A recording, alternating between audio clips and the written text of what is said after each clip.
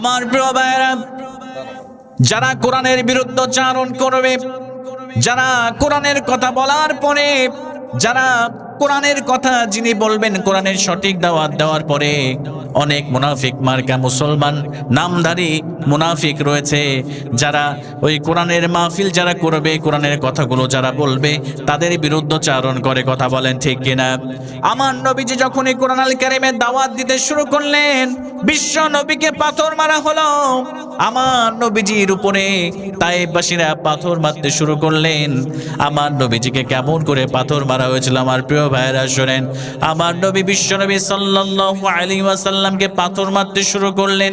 বিশ্ব নবী সাল্লাল্লাহু আলাইহি ওয়াসাল্লামের পাথরের আঘাতগুলো যখন আমার নবীজির শরীরের মধ্যে পড়তে শুরু করলো, আমার নবীজির শরীর মোবারক থেকে রক্তগুলো ফিনকে দিয়ে জমিনের মধ্যে পড়তে শুরু করলো। জোরে বলেন নাউযু বিল্লাহ। আমার নবীজি ডাক দিয়ে বললেন, তায়েফবাসীরা রে, আমারে আর মেরো না। আমি রাসূল তোমাদের কাছে কোনো প্রতিদান পাওয়ার জন্য আসি নাই, কোনো অর্থ পাওয়ার জন্য আসি নাই। আমি রাসূল তোমাদের কাছে কোনো টাকা পাওয়ার জন্য আসি নাই। আমি রাসূল তোমাদেরকে হেদায়েতের পথ দেখিয়ে অন্ধকার থেকে জান্নাতের পথ দেখানোর জন্য এসেছি। তোমরা আমাকে মেরো না তায়েফবাসীরা। আমি জন্মের আগে আমার বাবা ইন্তেকাল করেছে, বাবার আদর তেমন পাই নাই। আমার জন্মের কিছুদিন পরে মা মারা গিয়েছে, মায়ের আদরও তেমন পাই নাই। তোমরা আর আমাকে মেরো না। আমি রাসূল, আমি আর এই পাথরের আঘাত আমি সহ্য করতে পারছি না। আমার নবীজি সাল্লাল্লাহু আলাইহি ওয়াসাল্লাম যখন এই কথাটা বললেন, তায়েফবাসীরা কোনো কথা শুনলেন না। আরো জোরে জোরে বড় বড় পাথরগুলো আমার নবীজির শরীরের মধ্যে মারতে শুরু করে দিলেন।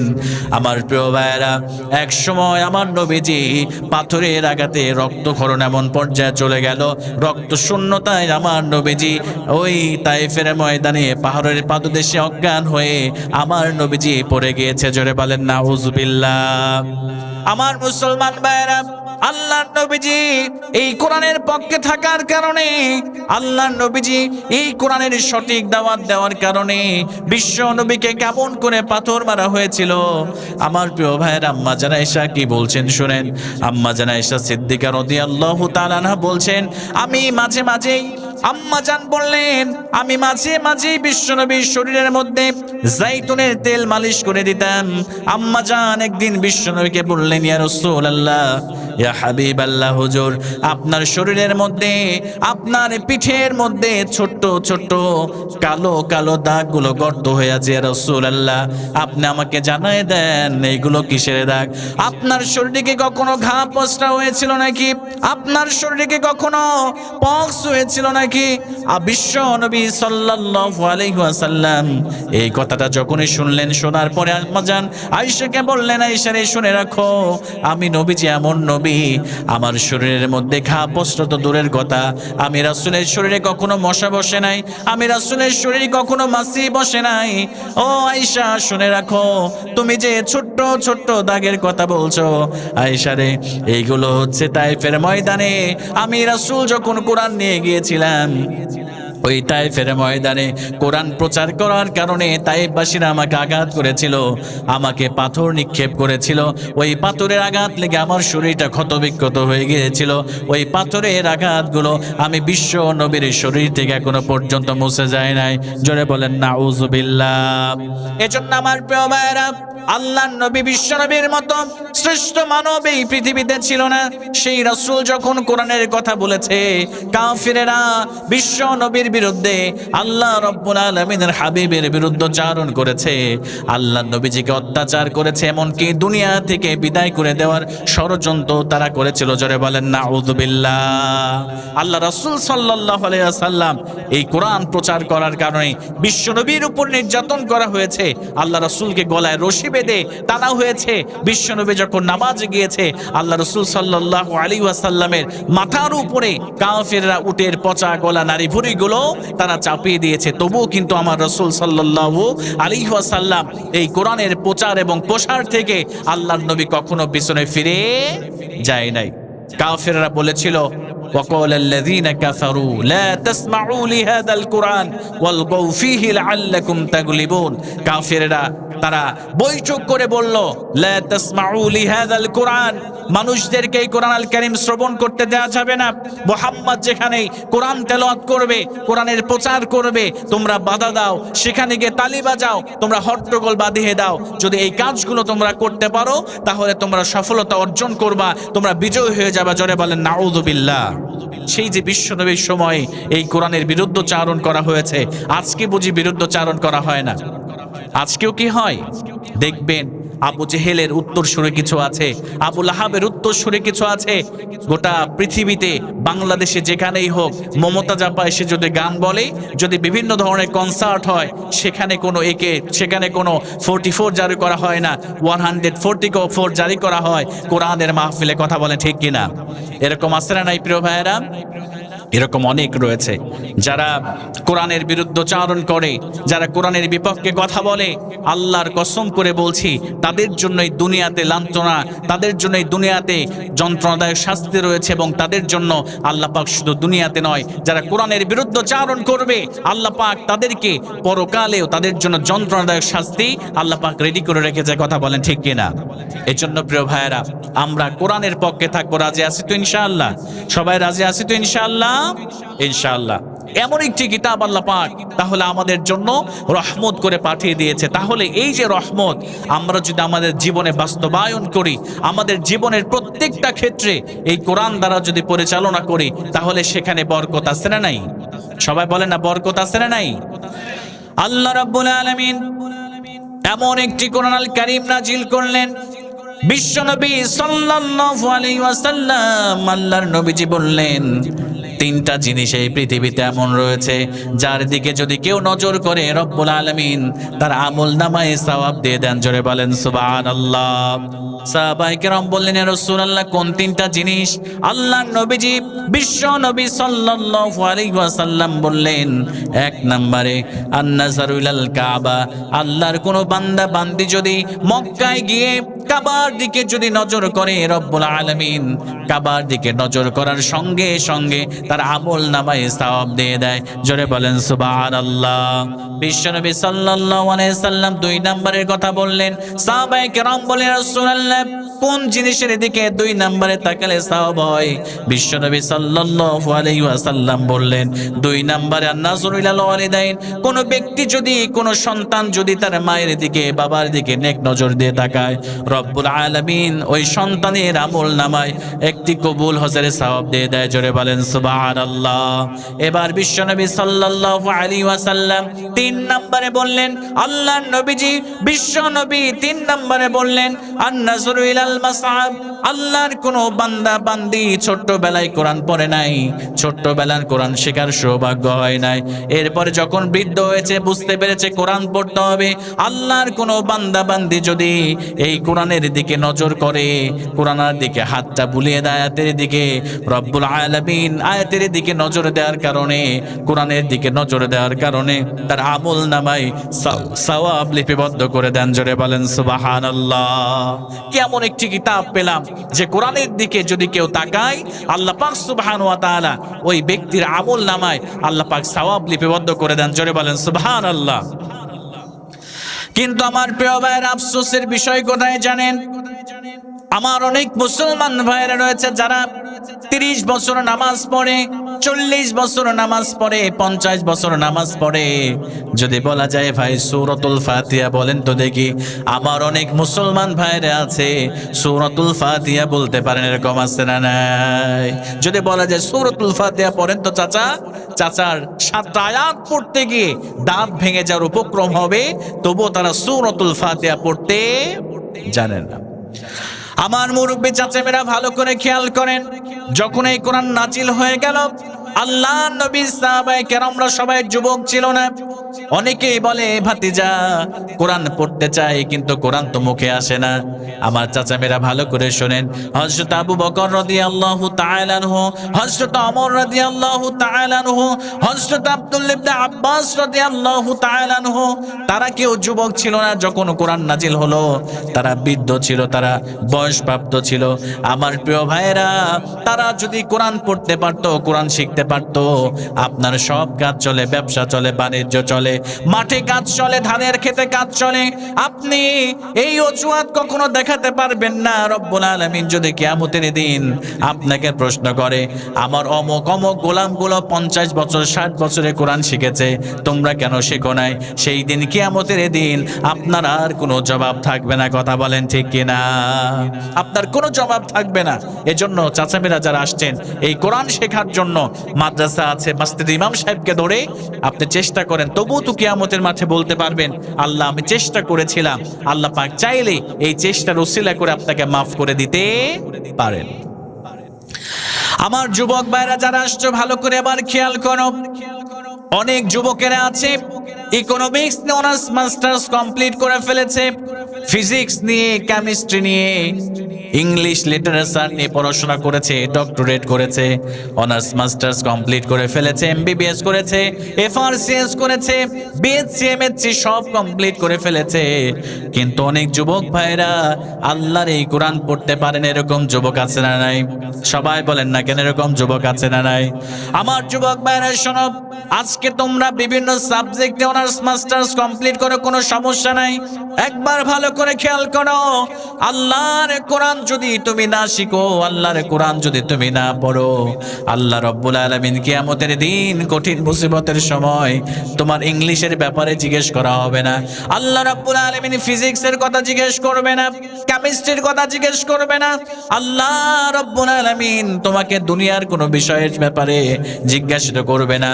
আল্লাহ রাব্বুল আলামিন বলবেন, বান্দারে এই কোরআনটা আমি তোমাদের জন্য সহজ করে নাজিল করে দিয়েছি, তোমরা কেন কোরআন পড়ো নাই, কেন কোরআন শেখো নাই? এজন্য আজকে সব কিছু বাদ দিয়ে এই হিসাবটা তুমি দিবা, তারপরে জান্নাতে যাবা। সেদিন কিন্তু আমাদের এই কোনো উপায় থাকবে না। কথা বলেন ঠিক কিনা? সেদিন কোনো উপায় থাকবে না। যুবক ভাইয়েরা, আমার যুবক তরুণ ভাইয়েরা যারা আসছো, এই কোরআনকে পড়তে হবে, এই কোরআন অনুযায়ী আমল করতে হবে, এই কোরআন নিজের জীবনের ধারক বাহক হিসেবে এই কোরআন মেনে আমাদের জীবনকে ঢেলে সাজানোর দরকার আছে না নাই? এই কোরআন হচ্ছে আমাদের জন্য রহমত। আমার প্রিয় ভাইয়েরা, দেখবেন অনেক যুবক ভাইয়েরা আছে যারা কোরআন পড়ার সময় হয় না, অথচ মোবাইল ফোনের মাধ্যমে, মোবাইল ফোনের মধ্যে ফ্রি ফায়ার আর পাবজি খেলে। এরকম যুবক আছে না নাই? আছে, আছে। ফ্রি ফায়ার পাবজি খেলাওয়ালা যুবক এই এলাকা থেকে আছে। দেখবেন সারাদিন বসে বসে, রাস্তার পাশে বসে, বাড়ির ছাদে বসে, দোকানপাটে বসে সারাদিন মোবাইলটা নিয়ে তারা ফ্রি ফায়ার আর পাবজি খেলে। এরকম অসংখ্য যুবক কিন্তু আমাদের সমাজের মধ্যে রয়েছে। কথা বলেন ঠিক কিনা? আমার যুবক ভাইয়েরা, এই যে ছোট্ট একটা মোবাইল, এই মোবাইলের ওয়েট হয়তোবা 175 গ্রাম হতে পারে, 200 গ্রাম হতে পারে। এই মোবাইল দুনিয়াতে বহন করা সহজ হতে পারে, কিন্তু এই মোবাইল কিয়ামতের মাঠে বহন করা এতটা সহজ হবে না। যুবকেরা কোরআন ছেড়ে দিয়ে, আল্লাহর ভয় ছেড়ে দিয়ে আজকে যুবকেরা এই মোবাইল ফোনের মাধ্যমে অশ্লীল সিনেমা, অশ্লীল ভিডিও দেখে। এরকম যুবক আছে না নাই? কথা বলে না কেন, আছে না নাই? কারণ যাদের মধ্যে কোরআন নেই তারা খুব সহজেই পাপের মধ্যে লিপ্ত হয়ে যায়। কথা বলেন ঠিক কিনা? আমার মুসলমান ভাইয়েরা, যুবক ভাইয়েরা যারা আসছো, ভালো করে শোনো। অনেক যুবক আছে রাতের অন্ধকারে ঘরের দরজা জানালা বন্ধ করে দিয়ে কানের মধ্যে ইয়ারফোনটা নিয়ে তারা অশ্লীল সিনেমা দেখে, তারা পর্নোগ্রাফি দেখে।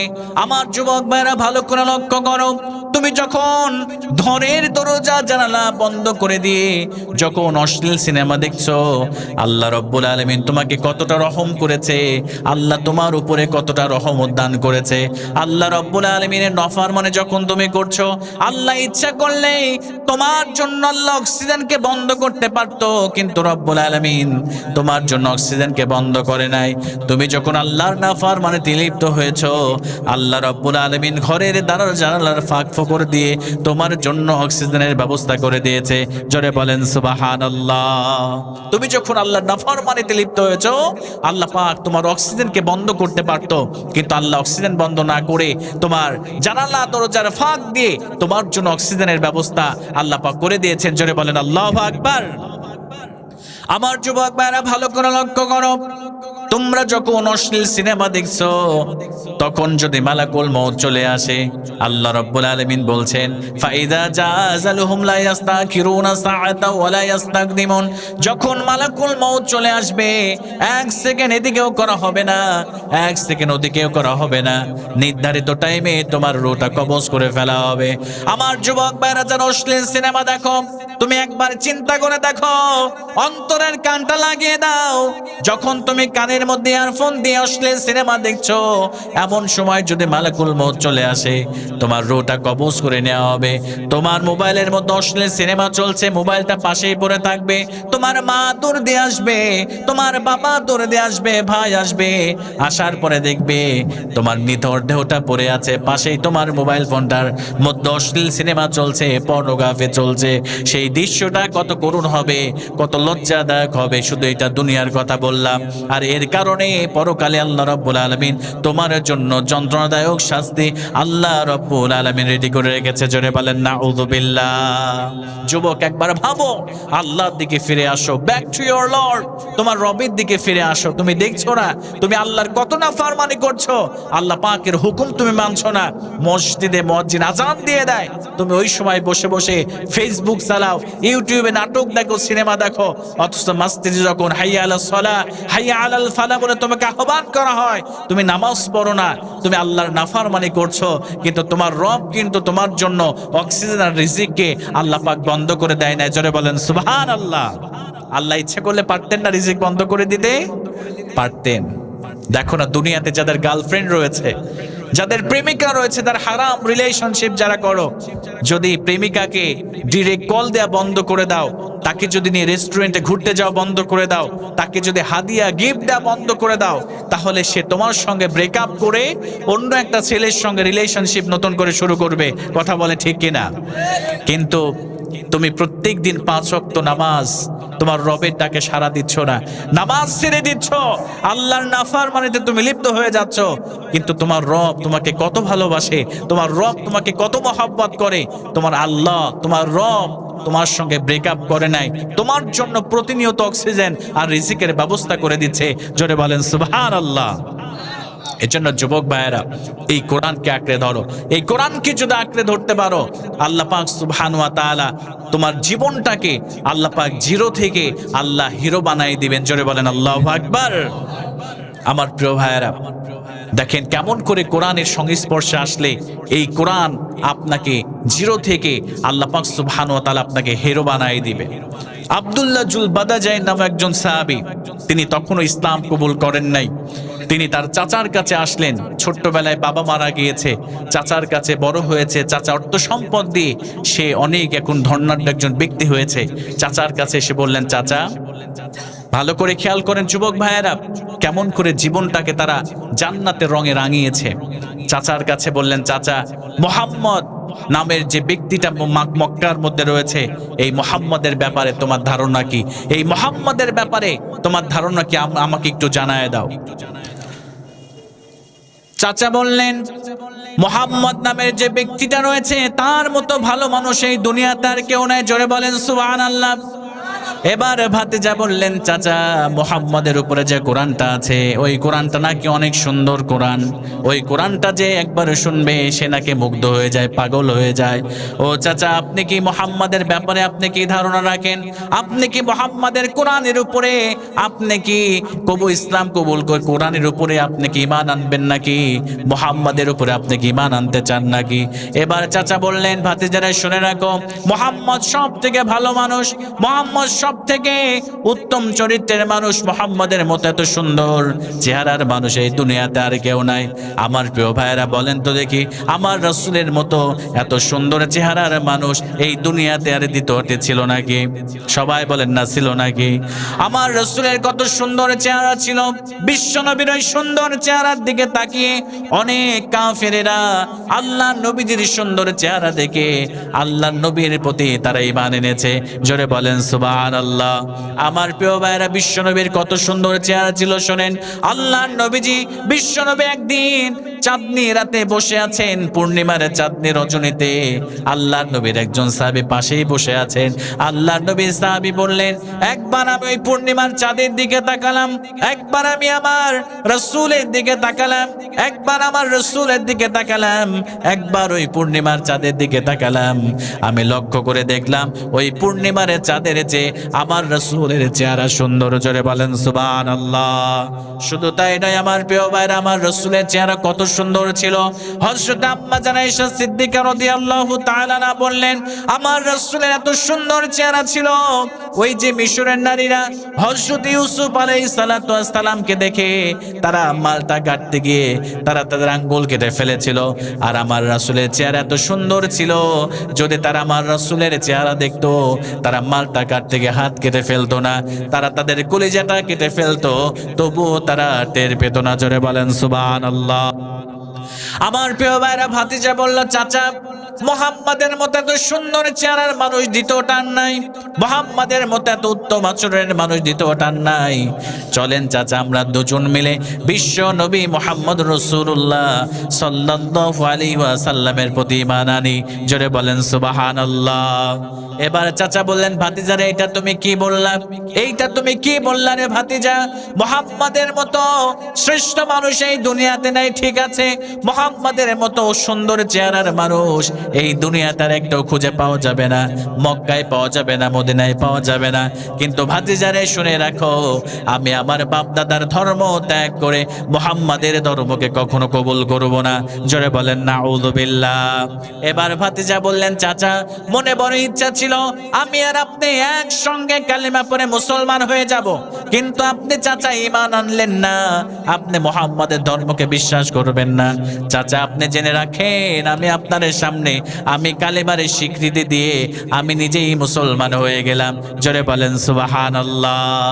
চাচার সামনে ভাতিজা কালিমার স্বীকৃতি দিয়ে লা ইলাহা ইল্লাল্লাহু মুহাম্মাদুর রাসূলুল্লাহ কালিমা পড়ে মুসলমান হয়ে গেলেন। জোরে বলেন আল্লাহু আকবার। আমার প্রিয় ভাইরা দেখেন, কোরআনকে আঁকড়ে ধরলে কেমন করে আল্লাহ তার মর্যাদাকে বাড়িয়ে দেন।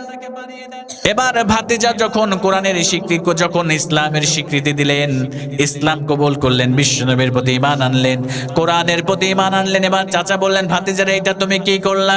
তোমাকে আমি যত সম্পদ দিয়েছিলাম, তোমাকে আমি উট দিয়েছিলাম, দুম্বা দিয়েছিলাম, খেজুর বাগান দিয়েছিলাম, ভাতিজারে তোমার সব সম্পদ আমি নিয়ে নিব, তোমার বাড়ি নিব, তোমার ঘর নিব, তোমার যাবতীয় সম্পদ আমি তোমার থেকে ছিনাই নেব। জোরে বলেন নাউযুবিল্লাহ।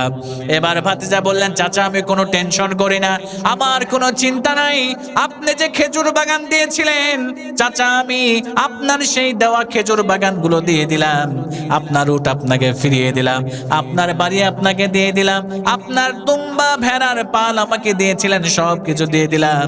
চাচা আপনি আপনার সম্পদ নিয়ে থাকেন, আমি মুহাম্মাদের প্রতি ঈমান এনেছি, কোরআনকে আঁকড়ে ধরেছি, আল্লাহর প্রতি বিশ্বাস স্থাপন করেছি। চাচা আপনি ঈমান আনলেন না, আপনি থাকেন, আমি বিশ্ব নবীর দরবারে চলে যাব। জোরে বলেন সুবহানাল্লাহ। আমার প্রিয় ভাইরা, এবার ভাতিজা যখন চলে যেতে শুরু করলো, চাচা পিছন দিক থেকে ডাক দিয়ে বললেন, ভাতিজারে তোমার পরনের মধ্যে যে লুঙ্গিটা আছে, তোমার গায়ে যে জামাটা আছে, ওইগুলো আমার টাকায় কেনা, তুমি ওইগুলা দিয়ে তারপরে এখান থেকে চলে যাও। জোরে বলেন নাউযুবিল্লাহ। এবার ভাতিজা কোনো লজ্জা করলেন না, বললেন, চাচা আপনার যা কিছু আছে সব কিছু আপনি নিয়ে নেন। এবার ভাতিজা যুবক মানুষ নিজের পরনের লুঙ্গিটা খুলে দিলেন, এবার জামাটা খুলে দিয়ে এক দৌড় দিয়ে বাড়িতে চলে গেলেন মায়ের কাছে, মাকে গিয়ে সালাম দিলেন। এবার মা বের হয়ে আসলেন ঘর থেকে, আসার পরে দেখলেন যুবক ছেলে উলঙ্গ হয়ে দাঁড়িয়ে আছে। মা না দেখার ভান করে বললেন, ভাইয়া বাবা কি হয়েছে?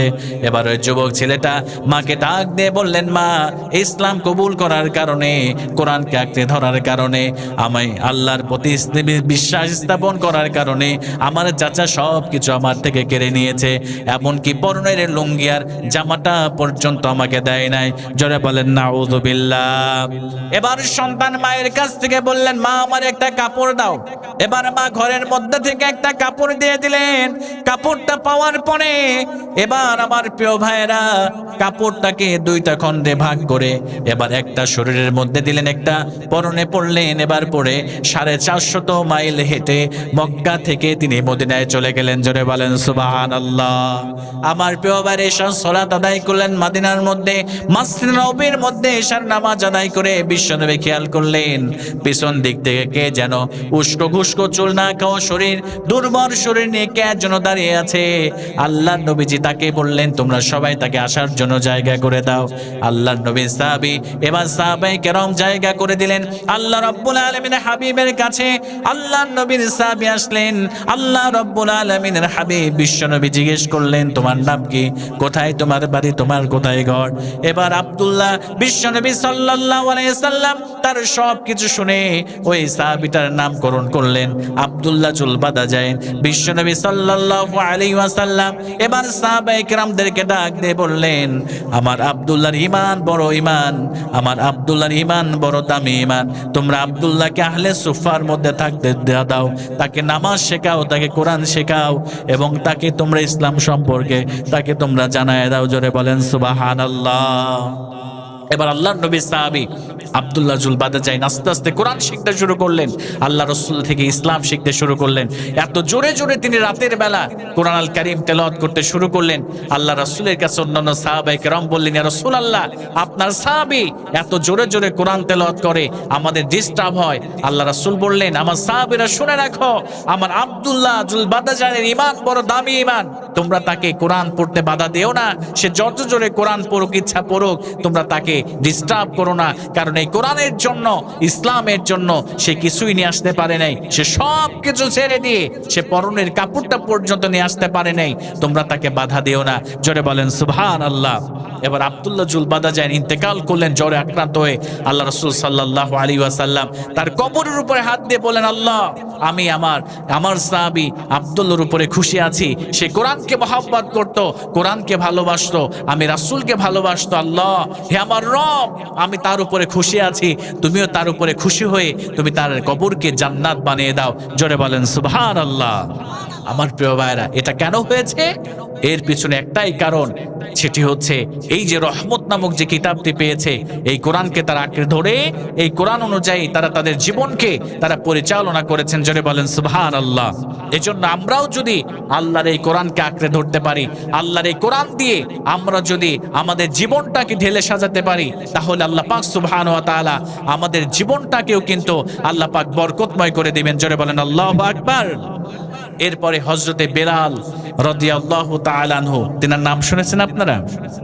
সবাই বলেন না হযরতে বেলালের নাম শুনেছেন? তিনি কি দেখতে অনেক সুন্দর ছিলেন? তিনি দেখতে অনেক সুন্দর ছিল না, তিনি দেখতে অনেক কুৎসিত, দেখতে অসুন্দর একটা মানুষ ছিল। দেখতে কালো, ঠোঁটটা ছিল মোটা, নাকটা ছিল বোচা, তিনি দেখতে ছিলেন বেটে। কিন্তু আল্লাহর এই কোরআনকে আঁকড়ে ধরার কারণে, ইসলামকে আঁকড়ে ধরার কারণে আল্লাহ পাক সুবহানাহু ওয়া তাআলার হাবিব তাকে জান্নাতি বেলাল বলে এই দুনিয়াতে ঘোষণা দিয়েছেন। জোরে বলেন আল্লাহু আকবার। বিশ্বনবী সাল্লাল্লাহু আলাইহি ওয়াসাল্লাম এই যে কোরআনের প্রতি মহব্বত রাখার কারণে, কোরআনকে আঁকড়ে ধরার কারণে, কোরআনের প্রতি ভালোবাসা থাকার কারণে আল্লাহর নবীজি বিশ্বনবী সাল্লাল্লাহু আলাইহি ওয়াসাল্লাম হযরতে বেলালকে জান্নাতি বেলাল বলে আল্লাহর নবী এই দুনিয়াতে ঘোষণা দিয়েছেন। জোরে বলেন সুবহানাল্লাহ। আমার প্রিয় ভাইরা ভালো করে লক্ষ্য করেন, বিশ্বনবী সাল্লাল্লাহু আলাইহি ওয়াসাল্লাম একদিন মসজিদে নববীর মধ্যে বসে আছেন। এমন সময় কেনানা করছেন একজন লোক আসলো বিশ্বনবীর কাছে। আল্লাহর নবীজির কাছে এসে বললেন ইয়া রাসূলুল্লাহ আমাদের কন্যা আছে, যুবতী কন্যাকে বিয়ে দিতে চাই, আপনি একটা পাত্রের ব্যবস্থা করেন, একটা ছেলেকে আপনি দেখে দেন। বিশ্বনবী সাল্লাল্লাহু আলাইহি ওয়াসাল্লাম আশেপাশে তাকালেন, তেমন কাউকে পেলেন না। ওই কেনানা গোত্রের লোকদেরকে বললেন তোমরা আমার সাহাবী হযরতে বেলালের ব্যাপারে তোমাদের ধারণা কি? পাত্র হিসেবে তোমাদের কি আমার সাহাবী বেলালকে তোমাদের পছন্দ হয়েছে নাকি? আমার প্রিয় ভাইয়েরা, কেনানা গোত্রের লোকেদের পছন্দ হলো না। আল্লাহর নবীজির মুখের উপরে কথা বলার কারো সাহস নাই, তারা চুপচাপ সেখান থেকে চলে গেল। দেখেন কোরআনকে আঁকড়ে ধরার কারণে আল্লাহর নবীজি বেলালের মর্যাদাকে কত গুণ বাড়িয়ে দিয়েছেন। আমার প্রিয় ভাইয়েরা, এবার কেনানা গোত্রের লোকেরা চলে গেলেন। কিছুদিন পরে তারা আবার বিশ্ব নবীর কাছে চলে আসলেন। আসার পরে বললেন ইয়া রাসূলুল্লাহ, ওগো আল্লাহর নবী আমাদের মেয়েকে বিবাহ দিতে চাই, আপনি আমাদের জন্য একটা পাত্রের ব্যবস্থা করে দেন। বিশ্বনবী সাল্লাল্লাহু আলাইহি সাল্লাম দ্বিতীয়বার আবার বললেন, আমার সাহাবী হযরতে বেলালের ব্যাপারে তোমাদের ধারণা কি? এবার তারা খুশি হতে পারলেন না, তারা চলে গেলেন। 3 দিনের দিন আবার তারা কিছুদিন পরে 3বারের বার আবার তারা বিশ্বনবীর কাছে আসলেন। আল্লাহর নবীজির কাছে এসে বললেন, রাসূলুল্লাহ, আমাদের মেয়েকে বিয়ে দিতে চাই, সেই আমাদের মেয়ের জন্য একটা পাত্রের ব্যবস্থা করে দেন। বিশ্বনবী সাল্লাল্লাহু আলাইহি ওয়াসাল্লাম 3 দিনের দিন বললেন, আমার জান্নাতি বেলালের ব্যাপারে আপনাদের ধারণা কি? জোরে বলেন সুবহানাল্লাহ। বিশ্বনবী 3বারের বার বললেন, আমার জান্নাতি বেলালের ব্যাপারে তোমাদের ধারণা কি? আল্লাহু আকবার বলবেন না? এবার কেননা গোত্রের লোকেরা বললেন, ইয়া রাসূলুল্লাহ, আপনি যার ব্যাপারে জান্নাতি বেলাল বলে ঘোষণা দিয়েছেন, ইয়া রাসূলুল্লাহ, তার বাড়ি নাই, তার খেজুর বাগান নাই, তার টাকা নাই, অর্থ সম্পদ নাই, পরার মতো জামা কাপড় নাই। আপনি যার ব্যাপারে জান্নাতি বেলাল বলে ঘোষণা দিয়েছেন, ওই জান্নাতি বেলালের সঙ্গে আমরা আমাদের মেয়েকে বিবাহ দিতে চাই। জোরে বলেন সুবহানাল্লাহ। আমার প্রিয় ভাইরা, শুধু তাই নয়, এই কোরআনকে আঁকড়ে ধরার কারণে, এই কোরআনের মনে প্রাণে বিশ্বাস স্থাপন করার কারণে আল্লাহ রাব্বুল আলামিন এই বেলালের মর্যাদাকে কত গুণ বাড়িয়ে দিয়েছিলেন। আল্লাহর নবী একদিন সাহাবীদেরকে নিয়ে খেতে বসেছেন, এমন সময় হযরতে বেলাল আসলেন। বিশ্বনবী সাল্লাল্লাহু আলাইহি সাল্লাম বেলালকে বললেন, ও বেলাল, তুমিও আমাদের এর সঙ্গে খাবারের মধ্যে অংশগ্রহণ করো, আমরা সবাই মিলে খাবার খেতে যে তুমিও খাও। হযরত বেলাল বললেন, ইয়া রাসূলুল্লাহ, ইয়া হাবিবাল্লাহ, আমি নফল রোজা রেখেছি, আমি এখন আপনাদের সঙ্গে খেতে পারবো না। আল্লাহর নবী যে বললেন, বেলাল রে, আমার সাহাবে কেরাম শুনে রাখো, আমরা দুনিয়ার খাবার গ্রহণ করছি, আর এই মুহূর্তে জান্নাতের মধ্যে আমার বেলালের খাবার প্রস্তুত হচ্ছে। জোরে বলেন সুবহানাল্লাহ। শুধু তাই নয় আমার প্রিয় ভাইরা, আল্লাহর নবী বিশ্ব নবী সাল্লাল্লাহু আলাইহি ওয়াসাল্লাম বললেন, ইশতাকাতিল জান্নাতি লা সালাসা, আমরা প্রত্যেকে আল্লাহর জান্নাত প্রত্যাশা করি, কিন্তু আল্লাহর জান্নাত 3 জন ব্যক্তিকে প্রত্যাশা করে। আমরা জান্নাত চাই, আর আল্লাহর জান্নাত 3টা ব্যক্তিকে প্রত্যাশা করে। আল্লাহর নবী 1 নম্বরে বললেন, আমির হামজা রাদিয়াল্লাহু তাআলা আনহুকে জান্নাত প্রত্যাশা করে। 2 নম্বরে বিশ্ব নবী সাল্লাল্লাহু আলাইহি ওয়াসাল্লাম এবার বললেন, হযরত আম্মার রাদিয়াল্লাহু তাআলা আনহুকে জান্নাত প্রত্যাশা করে। আর 3 নম্বরে আল্লাহ রাব্বুল আলামিনের হাবিব বললেন, আর হযরতে বেলালকে আল্লাহর জান্নাত প্রত্যাশা করে। জোরে বলেন সুবহানাল্লাহ। আল্লাহ রাসূল বললেন 3 নাম্বার হযরতে বেলাল। তার মানে হযরতে বেলালের টাকা ছিল না, সম্পদ ছিল না, পরনের জামা কাপড় ছিল না, কিন্তু এই কোরআনের প্রতি মহব্বত ছিল, ভালোবাসা ছিল, তার অন্তরের মধ্যে আল্লাহর ভয় তাকওয়া ছিল। জন্যই আল্লাহ পাক সুবহানাহু ওয়া তাআলা তার মর্যাদাকে আকাশচুম্বী বানিয়ে দিয়েছেন। জোরে বলেন সুবহানাল্লাহ। এজন্য আমার প্রিয় ভাইরা, একটা হাদিসের দিকে লক্ষ্য করেন। আল্লাহর নবী বিশ্ব নবী সাল্লাল্লাহু আলাইহি ওয়াসাল্লাম বলেন, ইন্নাল্লাহা লা ইয়ানজুরু ইলা সুওয়ারিকুম ওয়া আমওয়ালিকুম, আল্লাহ রাব্বুল আলামিন তোমাদের সুন্দর চেহারা দেখবেন না। অনেকে সুন্দর চেহারার জন্য বড়াই করে, অনেকে স্মার্টনেসের কারণে বড়াই করে, দেখতে ফর্সা এজন্য বড়াই করে, নিজের পা মাটিতে পড়ে না, এমন অনেক যুবক রয়েছে যারা চেহারার বড়াই করে।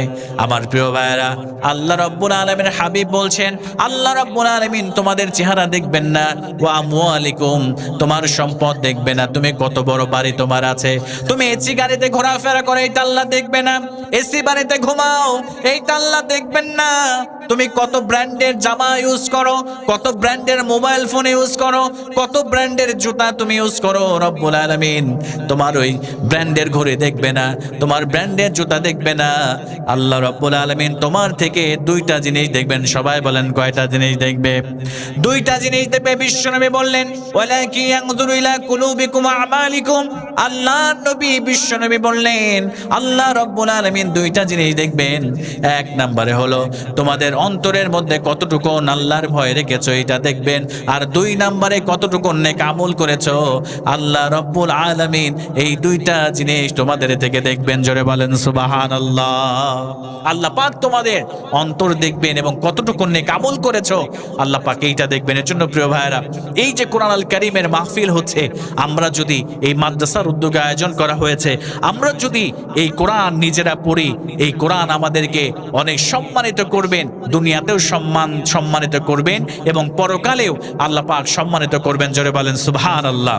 আমার প্রিয় ভাইয়েরা, সন্তানদেরকে কোরআন শেখাতে হবে।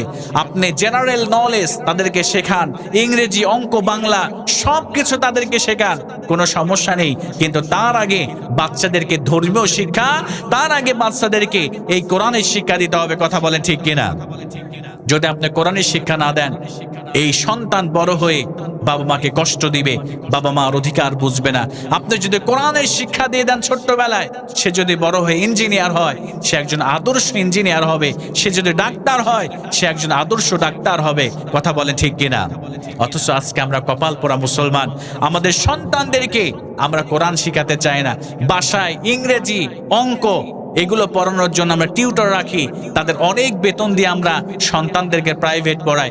কিন্তু একটা কোরআন শেখানোর জন্য একটা হুজুরকে যদি রাখা হয়, তাহলে সর্বনিম্ন বেতন দিয়ে তাকে রাখা হয়। কথা বলেন ঠিক কিনা? এরকম আছে না নেই? আমার প্রিয় ভাইয়েরা, সন্তানদেরকে কোরআন শেখান। আপনি তো চলে যাবেন, কিন্তু এই সন্তান যখন আপনার জন্য কোরআন পড়ে পড়ে আল্লাহর কাছে দোয়া করবে, আল্লাহ পাক সুবহানাহু ওয়া তাআলা আপনার আমল নামায়, আল্লাহ পাক সওয়াবের একটা অংশ আল্লাহ পাক আপনার আমল নামায় দিয়ে দিবেন। জোরে বলেন সুবহানাল্লাহ। একটা ছোট্ট ঘটনা বলি, সবাই মনোযোগ দেন। সন্তানদেরকে যদি কোরআন শেখান, তাহলে আপনার লাভ কেমন হবে? আপনি যদি সন্তানদেরকে কোরআনের শিক্ষা দিয়ে দেন, আপনার কেমন লাভ হবে মৃত্যুর পরেও। একটা ছোট্ট ঘটনা শেয়ার করে শোনেন। একজন আল্লাহর ওলি ছিলেন, হযরতে একজন প্রখ্যাত মুহাদ্দিস জাকারিয়া রাহিমাহুল্লাহ। তিনি এই দৃষ্টান্তটি, এই ঘটনাটি তিনি তার কিতাবের মধ্যে শেয়ার করেছেন। সন্তানদেরকে কোরআন যদি শেখান, কেমন লাভ আপনার হবে, ভালো করে শুনেন। একদিন একজন আল্লাহর ওলি, তিনি কবরের পাশ দিয়ে তিনি হেঁটে যাচ্ছেন। হেঁটে যাওয়ার পরে তিনি সেখানে দাঁড়িয়ে কবরবাসীদেরকে সালাম দিলেন এবং তিনি সূরা পড়ে কবরবাসীদের জন্য তিনি দোয়া করলেন। দোয়া করে তিনি বাসায় চলে গেলেন। এই আল্লাহর ওলি বাসায় যাওয়ার পরে ভালো করে শোনেন, সন্তানদেরকে কোরআন শিক্ষা দিলে কেমন লাভ হবে। আল্লাহর ওলি বাসায় চলে গেলেন, রাতের বেলা ঘুমালেন। রাতের বেলা ঘুমের মধ্যে স্বপ্ন দেখলেন। আল্লাহর ওলি স্বপ্নের মধ্যে দেখছেন, এমন সময় তিনি খেয়াল করে দেখলেন, তিনি যে দিনের বেলা কবর জিয়ারত করেছে, কবর জিয়ারতের পরে আল্লাহ রাব্বুল আলামিনের কোরআন থেকে তিনি যে তেলাওয়াত করেছে, এই তেলাওয়াতের জন্য কিছু সওয়াব হয়েছে। আল্লাহ রাব্বুল আলামিনের এই ওলি খেয়াল করে দেখলেন, রাতের বেলা ঘুমের মধ্যে স্বপ্ন দেখলেন, তিনি খেয়াল করে দেখলেন এই সওয়াবগুলো আল্লাহর ফেরেশতারা তারা বন্টন করছে। এমন সময় একজন মা, তিনি কবরের মধ্যে শুয়ে আছে, আর কবরবাসীরা সবাই সওয়াবের অংশ নেওয়ার জন্য সবাই লাইন ধরে এই সওয়াবের অংশটুকু তারা নিতেছে। আল্লাহর ওলির ঘুমটা ভেঙে গেল। তিনি আবার তিনি কোনো একদিন আবার ওই কবরের পাশ দিয়ে আসলেন, আবার তিনি দোয়া করলেন কবরবাসীদের জন্য। আমার প্রিয় ভাইয়েরা, ভালো করে লক্ষ্য করেন, দোয়া করার পরে এবার তিনি যখন আবার তিনি বাড়িতে আসলেন, রাতের বেলা ঘুমালেন, তিনি স্বপ্নের মধ্যে খেয়াল করে দেখলেন। এখন কথা বলবেন চেয়ারম্যান সাহেব? আপনি কথা বলবেন এখন? তারা আছে নাকি আপনার? আমার প্রিয় ভাইরা, ভালো করে লক্ষ্য করেন। এবার আল্লাহর ওলি খেয়াল করে দেখলেন, তিনি যে কোরআনুল কারীম থেকে তেলাওয়াত করেছেন, আল্লাহ যে পরিমাণ সওয়াব দিয়েছেন, ওই সওয়াবটুকু বন্টন করছে ফেরেশতারা। এমন সময় তিনি খেয়াল করে দেখলেন সবাই লাইন ধরে সেই সওয়াবের অংশটুকু নিচ্ছে। এবার তিনি লক্ষ্য করলেন, গতদিন তিনি যে মানুষটা, যে মাটা শুয়েছিলেন, সওয়াবের জন্য আসেন নাই, তিনিও লাইনের মধ্যে দাঁড়িয়ে গিয়েছে। এবার আল্লাহর ওলি জিজ্ঞেস করলেন, আপনি সেদিন এই লাইনে দাঁড়ান নাই, আজকে কেন আপনি দাঁড়িয়েছেন? এবার ওই মহিলা বললেন, আমার একটা সন্তান ছিল অমুক বাজারে, তাকে আমি ছোট্টবেলায় কোরআন শিখিয়েছিলাম, মাদ্রাসাতে পড়িয়েছিলাম। আমার কবরের মধ্যে আমার ওই সন্তানটা যখন কোরআন তেলাওয়াত করত, কোরআন পড়তো, তখন ওই একটা সওয়াবের অংশ আমি মা আমার কবরে আল্লাহ পাঠায় দিত। জোরে বলেন সুবহানাল্লাহ। এবার ওই মাকে জিজ্ঞেস করলেন, আপনার সন্তান কি হয়েছে? এবার তিনি বললেন, ওই সন্তানটা কিছুদিন আগে ইন্তেকাল করেছে। আমার প্রিয় ভাইয়েরা, এবার আল্লাহর ওলি ঘুম ভেঙে যাওয়ার পরে পরের দিন তিনি চলে গেলেন ওই বাজারে, যে বাজারের কথা তিনি স্বপ্নে দেখলেন। যাওয়ার পরে তিনি সবাইকে জিজ্ঞেস করলেন, এখানে এমন একজন পাগড়িওয়ালা জুব্বাওয়ালা কোরআন তেলাওয়াত করতে এরকম একটা ছেলে ছিল নাকি? এবার সবাই মিলে বলল এই দোকানে তিনি ব্যবসা করতেন আর যখনই সময় পেত তিনি কোরআন পড়তেন। আল্লাহ রাব্বুল আলামিনের ওই আল্লাহর ওলি তিনি তখন বুঝতে পারলেন তিনি কোরআন পড়তো, কোরআন পড়ার কারণে আল্লাহ রাব্বুল আলামিন সন্তানের কোরআন তেলাওয়াত করার কারণে ওই মায়ের কবরটাকে আল্লাহ জান্নাতের টুকরায় পরিণত করে দিয়েছিল। জোরে বলেন সুবহানাল্লাহ। আমার প্রিয় ভাইরা ভালো করে লক্ষ্য করেন, আল্লাহর নবী বললেন মানুষ মারা যাবে, তিনটা আমল জারি থাকবে, তার মধ্যে এক নাম্বার, তার মধ্যে একটি হলো ওয়ালাদুন সালিহুন ইয়াদউ লাহু। আপনি যদি একজন কোরআনওয়ালা, ইসলামওয়ালা, আপনি যদি একজন নবী প্রেমিক, একজন নেক সন্তান যদি আপনি দুনিয়াতে রেখে যান, আল্লাহ রাব্বুল আলামিনের এই আপনি যখন ইন্তেকাল করবেন আর এই নেক সন্তান যদি আপনার জন্য আল্লাহর কাছে হাত তুলে দোয়া করে, আল্লাহ রাব্বুল আলামিন আপনার ওই দোয়াকে কখনোই ফেরত দেবে না। সন্তানের ওই দোয়াকে আল্লাহ রাব্বুল আলামিন কবুল করে আপনার কবরটাকে জান্নাত বানায় দিবে। জোরে বলেন সুবহানাল্লাহ। আমার প্রিয় ভাইরা ভালো করে শুনে একটা বাস্তব কথা বলছি, একটা বাস্তব কথা শুনেন। আমি একজন হুজুরের কাছে শুনেছিলাম একজন ব্যক্তির 5টা সন্তান ছিল।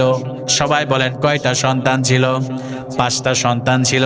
কাউকে মাদ্রাসায় পড়ান নাই, কোরআনের শিক্ষা দেয় নাই, হাদিসের শিক্ষা দেয় নাই, নবীর সুন্নাহ শেখান নাই। প্রত্যেকটা ছেলেকে হায়ার এডুকেটেড করেছে, প্রত্যেকটা সন্তানকে কাউকে ইঞ্জিনিয়ার বানিয়েছে, ডাক্তার বানিয়েছে। আমার প্রিয় ভাইয়েরা ওই ব্যক্তিটা যখন মারা গেল, মারা যাওয়ার পরে জানাজার নামাজে হুজুর যখন জানাজার নামাজ শুরু করলেন, পিছন থেকে একটা সন্তান হাউমাউ করে তিনি কান্না শুরু করে দিয়েছেন। হুজুর যখন দ্বিতীয় তাকবীর দিয়েছে কান্নার পরিমাণটা বেড়ে গিয়েছে। এবার হুজুর যখন তৃতীয় তাকবীর দিয়েছে কান্নার আওয়াজ আরো বেড়ে গিয়েছে। 4 নাম্বার তাকবীরে হাউমাউ করে পিছন দিক থেকে একজন ব্যক্তি তিনি কান্না শুরু করে দিয়েছে। এবার জানাজার নামাজটা যখন শেষ হয়ে গিয়েছে, এবার হুজুর তাকে ডাকলেন, বলেন আপনার কি হয়েছে? এবার ওই ব্যক্তি বললেন যিনি মারা গিয়েছেন তিনি আমার পিতা। আপনি যখন প্রথম তাকবীর বললেন, কিন্তু প্রথম তাকবীরে কি পড়তে হয় যে সানাটা পড়তে আমার জানা নাই। জীবনে আব্বা কখনো মাদ্রাসায় পড়ায় নাই, কোরআনের শিক্ষা দেয় নাই, আমাদেরকে ইংলিশ মিডিয়াম স্কুলে পড়িয়েছে, কোরআন থেকে দূরে রেখেছে। প্রথম তাকবীরের পরে কি পড়তে হয় জানা ছিল না, এজন্য মনের মধ্যে অনুশোচনা এসেছে, আমি কি পড়বো? আমি তো জানি না, কোরআনের কোনো আয়াত জানি না, কোনো অর্থ জানি না, কোনো কিছু জানি না। আপনি যখন দ্বিতীয় তাকবীর দিলেন দরুদ শরীফ পড়তে শুনেছি, কিন্তু এই দরুদটা তো আমার মুখস্থ নাই। এরপরে আপনি যখন শেষ তাকবীরের আগে আপনি যখন তৃতীয় তাকবীর দিলেন একটা দোয়া পড়তে হয়, সেই দোয়া তো আমার জানা ছিল না। তখন অন্তরের মধ্যে আমার অনুশোচনা এসেছে, ছোট্টবেলায় যদি এত বড় বড় ইংলিশ মিডিয়ামের বই পড়েছি, এইগুলো যদি না পড়ে আল্লাহর কোরআনটা যদি পড়তে পারতাম, আজকে অন্ততপক্ষে আব্বার জানাজাটা আমি সন্তান হিসেবে নিজেই করতে পারতাম। জোরে বলেন সুবহানাল্লাহ। আজকে যদি আমি কোরআনের শিক্ষাটা পেতাম, ছোট্টবেলায় যদি মাদ্রাসায় পড়তাম, তাহলে অন্ততপক্ষে আজকে বাবার জানাজাটা আমি নিজেই করতে পারতাম। প্রিয় ভাইয়েরা, এই জন্য আপনার সন্তানকে ডাক্তার ইঞ্জিনিয়ার বানান, এতে কোনো আফসোস নেই, কিন্তু ডাক্তার ইঞ্জিনিয়ার বানানোর পূর্বে অবশ্যই আপনার সন্তানকে এই কোরআনের শিক্ষা দিবেন। এই কোরআনের শিক্ষা দিলে আপনার সন্তান কখনো আপনাকে কষ্ট দিবে না।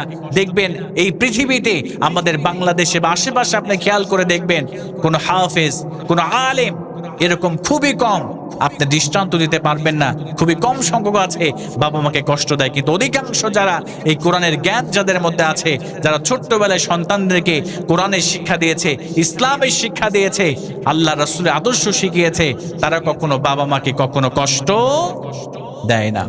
আপনি খেয়াল করে দেখবেন প্রিয় ভাইয়ের। এজন্য এই যে মাদ্রাসাটা আপনাদের সকলের সহযোগিতায় হচ্ছে। আপনাদের সন্তানদেরকে একদিন সবাইকে চলে যেতে হবে। এই দুনিয়ার মায়া মমতা, এই দুনিয়ার ভোগ বিলাসিতা সব কিছু রেখে একদিন পরপারে আমাদেরকে সবাইকে চলে যেতে হবে। এজন্য প্রিয় ভাইয়েরা, সন্তানদেরকে কোরআন শেখান, সন্তানদেরকে হাদিস শেখান। এই সন্তান আপনার জন্য চক্ষু শীতলকারী, আপনার জন্য নাজাতের উসিলা আল্লাহ পাক বানিয়ে দিবেন। জোরে বলেন সুবহানাল্লাহ। আমার প্রিয় ভাইয়ের, এজন্য সন্তানকে কোরআন শেখান। নিজে পড়তে পারেন নাই, নিজে শিখতে পারেন নাই, অন্ততপক্ষে আপনার ছেলেকে, আপনার মেয়েকে কোরআনের শিক্ষা দেন, আপনার সন্তানকে কোরআনের শিক্ষা দেন। এই সন্তান আপনার চক্ষু শীতলকারী সন্তান, ইনশাআল্লাহ আল্লাহ পাক আপনাকে তৈরি করে দিবে। মা বোনেরা আসছে না? মা বোনেরাও আসছে, তাই না? মা বোনেরা এসেছে। মা বোনদের জন্য আমি কিছু কথা বলবো ইনশাআল্লাহ। আমার মায়েরা আছে অনেকেই কোরআন পড়তে জানে না, সারাদিন শুধু টেলিভিশন দেখে দেখে সময় পার করে, নামাজ পড়ে না। এরকম মা বোন আছে না? নাই? অনেকেই আছে নামাজ পড়তে চায় না, পর্দা করতে চায় না। অনেক মায়েরা আছে কোরআন পড়তে চায় না। ওই যে বিয়ের সময় মায়ের বাড়ি থেকে একটা কোরআন দিয়েছিল, এনে ওই যে তাকের উপরে রেখে দিয়েছে, তাকের উপরে রেখে দেওয়ার পরে রেখে দিয়েছে, ঝুলকালি পড়ে গিয়েছে, তারপরেও তারা এই কোরআনকে পড়তে চায় না। এরকম মা বোন আছে না? নাই? আমার মায়েরা, কোরআন পড়তে হবে। মায়েদের জান্নাতে যাওয়া খুব সহজ। মায়েদের জান্নাতে যাওয়া কি খুব সহজ।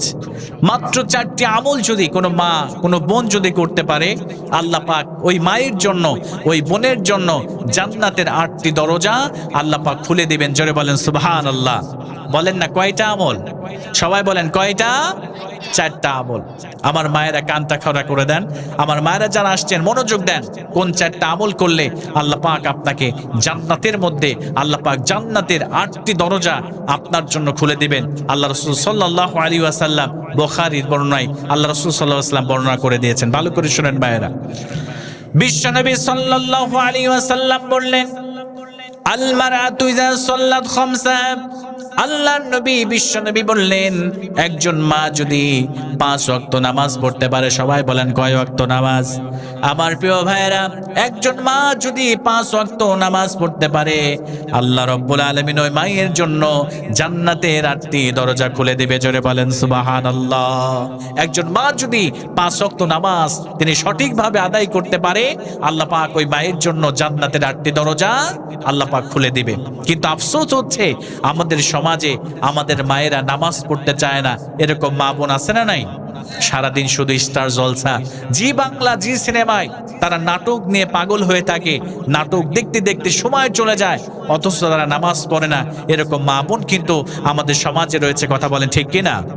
আমার মায়েরা যারা আসছেন, আপনাদেরকে অনুগ্রহ করে বলছি, আপনারা অবশ্যই 5 ওয়াক্ত নামাজ পড়বেন। 5 ওয়াক্ত নামাজ পড়লে আল্লাহ পাক সুবহানাহু ওয়া তাআলা আপনাদের জীবনটাকে আল্লাহ পাক জান্নাতের রঙে আল্লাহ পাক রাঙিয়ে দিবেন। জোরে বলেন আল্লাহু আকবার। এজন্য আমার মায়েরা, প্রথম নাম্বার আমল হলো 5 ওয়াক্ত নামাজ পড়বেন। 2 নাম্বার আমল হলো ওয়াসামান শাহরাহা। আমার মায়েরা ভালো করে শুনেন, 2 নম্বরে আল্লাহ নবীজি বললেন রমজান মাসের রোজা করবেন। এবার বিশ্বনবী 3 নম্বরে, খুব গুরুত্বপূর্ণ, আল্লাহ নবী বিশ্বনবী সাল্লাল্লাহু আলাইহি ওয়াসাল্লাম বললেন ওয়া আহসানাত ফারজা। এইটার 2টা ব্যাখ্যা।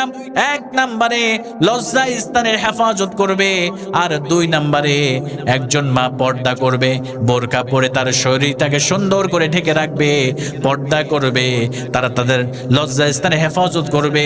আল্লাহ নবী বললেন এই আমলটা করলে আল্লাহ রাব্বুল আলামিন ওই মায়ের জন্য জান্নাতের 8টি দরজা খুলে দিবে। জোরে বলেন সুবহানাল্লাহ। আমার অনেক মায়েরা আছে যারা পর্দা করতে চায় না। এরকম মা বোন আছে না? নাই?